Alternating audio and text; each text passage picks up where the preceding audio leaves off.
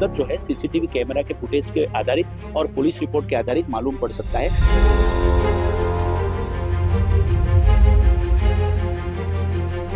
तो आधे घंटे तक ये बच्चा अगर इधर पड़ा रहा और उसको कोई ट्रीटमेंट नहीं मिली तो काफी बेदरकारी हो सकती है। और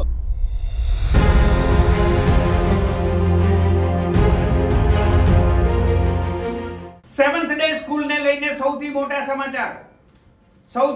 સમાચાર સેવન્થ ડે સ્કૂલને લઈને એ છે કે જિલ્લા શિક્ષણ અધિકારીએ આપેલી શાળાને નોટિસ પછી આ નોટિસને સેવન્થ ડે સ્કૂલે ગુજરાત હાઈકોર્ટમાં પડકારી છે।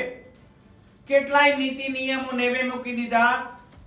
અમદાવાદ મ્યુનિસિપલ કોર્પોરેશનના બાંધકામના અને એના ભાડા કરારના તમામ નીતિ નિયમો નેવે મૂકી અને માથા ભારે થઈને સેવન્થ ડે સ્કૂલ અને એના સંચાલકો જે ગતિવિધિથી શાળા ચલાવતા હતા તેમાં એક સિંધી યુવકની નિર્મમ રીતે શાળામાં જ હત્યા થઈ ગઈ।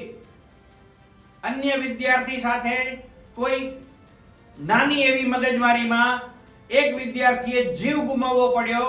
ત્યાર પછી શાળાના મસ્ત મોટા કૌભાંડ સામે આવતા જિલ્લા શિક્ષણાધિકારીએ ગેરરીતિ અને ગેરવહીવટની નોટિસ પાઠવી હતી, કારણ દર્શાવો નોટિસ। પરંતુ હવે સેવન્થ ડેના સ્કૂલ સંચાલકોએ ગુજરાત હાઈકોર્ટમાં જિલ્લા શિક્ષણ અધિકારીની નોટિસને પડકારી છે, જેનો 1-2 દિવસમાં સુનાવણી થવાની પૂરી સંભાવના છે।